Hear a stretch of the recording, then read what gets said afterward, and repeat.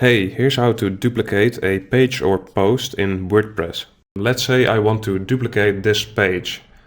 Well, there's no built-in way to do so in WordPress. However, you can use a plugin, so I'll show you how to do that. So go to plugins and then add new plugin. Then search for the plugin called duplicate page.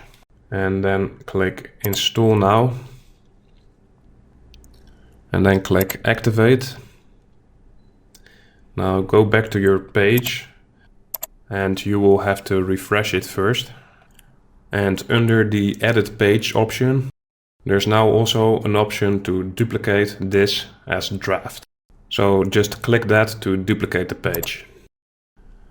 So once you click that, you'll be taken to the list of all your pages, where you can see the original page now has a copy or duplicate that is still in draft. So you can now edit that and make any changes you want.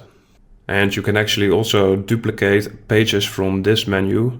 So you can just click duplicate this here, and then it will create another duplicate. And you can do the same for posts. So you can just click here to duplicate a post as well. So that's it. Thanks for watching. If this was helpful to you, please click like and subscribe if you're interested in more WordPress tutorials like this.